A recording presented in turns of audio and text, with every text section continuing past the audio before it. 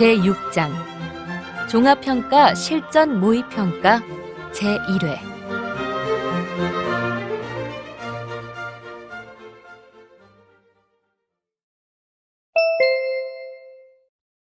지금부터 구술시험을 시작하겠습니다. 답변은 문장으로 대답해 주시면 됩니다.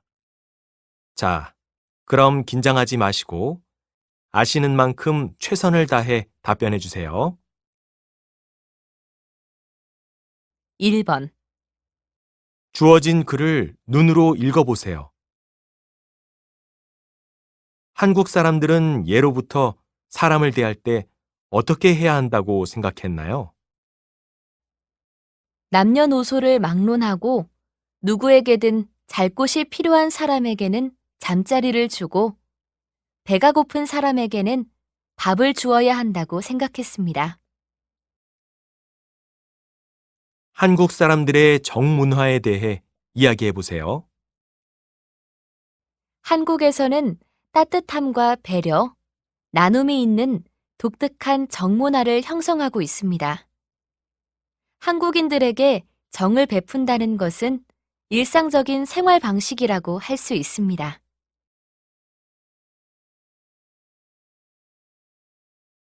2번.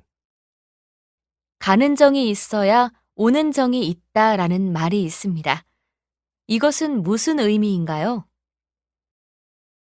내가 먼저 남에게 잘 대해 주어야 남도 나에게 잘 대해 준다는 말인데요. 예를 들어 제가 고향에 다녀온 후에 한국 친구에게 고향 과자를 선물하면 그 친구도 저에게 한국 음식을 선물해 주고 이렇게 서로를 생각하는 마음을 주고받다 보면 더 친해질 수 있다는 것입니다. 미운 정, 고운 정 들다라는 말이 있습니다. 이것은 무슨 의미인가요? 오랜 시간 사귀는 동안에 뜻이 맞아 잘 지내기도 하고 생각이 맞지 않아 싸울 때도 있지만 이런저런 일들을 겪으며 정이 깊이 든 관계를 말합니다. 예를 들어 남편과 아내는 서로 사이가 좋을 때도 있고 어떤 문제로 힘들어할 때도 있지만 그런 과정들을 지나며 미운 정, 고운 정이 들어 아주 깊이 사랑하고 아끼는 관계가 됩니다.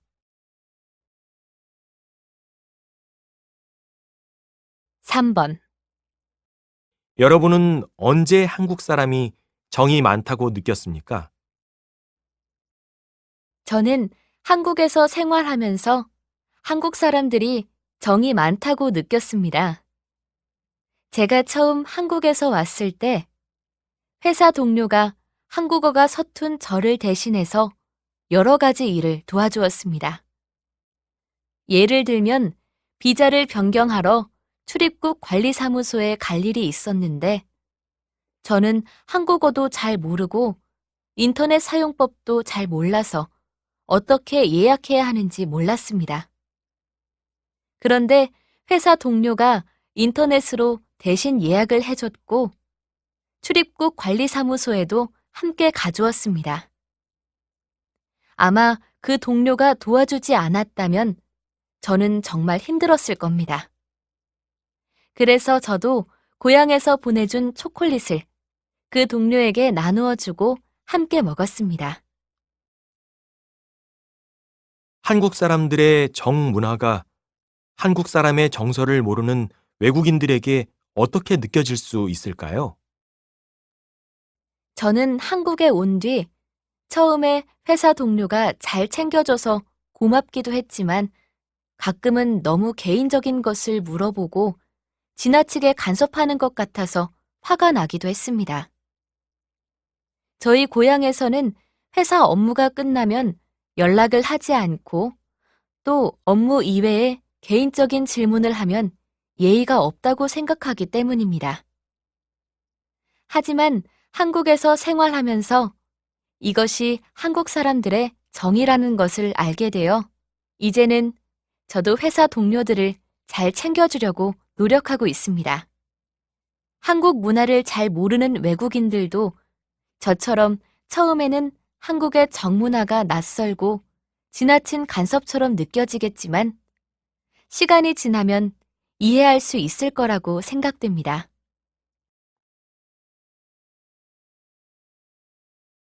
4번. 한국은 1960년대부터 산업화가 진행되면서 농촌 인구가 도시로 많이 이동했습니다. 이렇게 도시화 현상이 일어나면서 도시에 나타나는 문제에는 어떤 것들이 있으며 이 문제를 해결하기 위해 정부는 어떤 노력을 해야 할까요?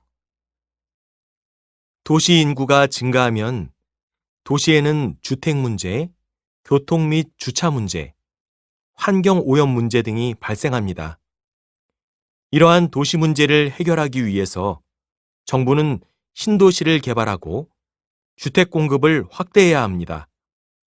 또한 대중교통을 확충하고 교통체계를 정비하여 좀 더 빠른 시간에 이동할 수 있는 환경을 만들어 주어야 합니다. 그리고 하수정비 시설을 늘리고 녹지 공간을 확보하여 환경 오염을 해결할 수 있는 여러 가지 노력을 해야 합니다. 한국의 인구가 도시로 집중되면서 농촌에서 나타나는 문제에는 어떤 것들이 있으며 이 문제를 해결하기 위해 정부는 어떤 노력을 해야 할까요? 학업이나 취직 때문에 많은 젊은이들이 도시로 이동하면서 농촌에는 대부분 노인들만이 남아 있습니다. 그래서 농촌에는 농사를 지을 일손이 부족하고 노인들을 돌볼 인력이 부족합니다. 또한 편의시설, 대중교통, 의료시설, 교육시설, 문화시설 등이 부족한 문제가 있습니다. 먼저 농가 소득이 높아져야 농촌에서 일할 사람도 많아질 것이므로 정부에서는 농업을 현대화하도록 지원해야 하며 농촌을 관광지로 개발하거나 체험 프로그램을 개발할 수 있도록 지원해야 합니다. 또한 의료 서비스, 문화시설, 교육시설, 편의시설을 확충하고 대중교통도 더 설치할 필요가 있다고 생각합니다. 그러면 많은 사람들이 농촌에 가서 살게 될 것 같습니다.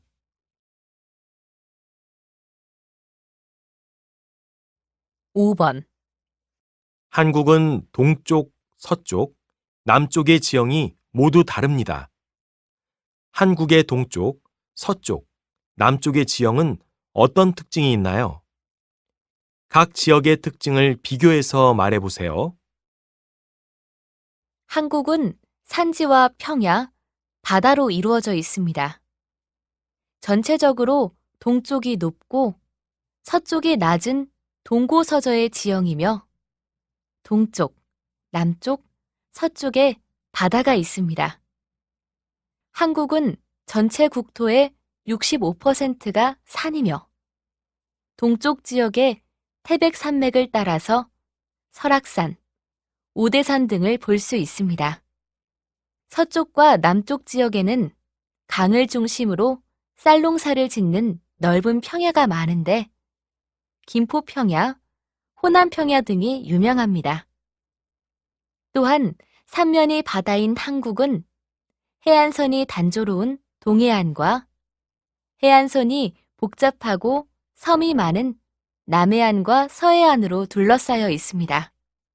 특히 서해안에는 갯벌이 발달되어 있는데 이 갯벌은 세계 5대 갯벌 중 하나입니다. 제주도는 한국에서 가장 크고 유명한 섬입니다. 그래서 여행을 오는 관광객들이 많습니다. 제주도에 대해서 아는 대로 말해보세요.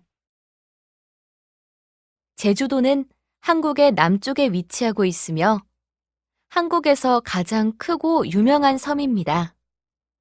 제주도는 화산섬으로 경치가 아름답고 날씨가 따뜻합니다. 그리고 한국에서 가장 높은 산인 한라산도 제주도에 있습니다. 그래서 한국 사람들뿐만 아니라 외국 사람들도 제주도로 여행을 많이 갑니다. 이러한 제주도는 특별자치도로 지정되어 있습니다.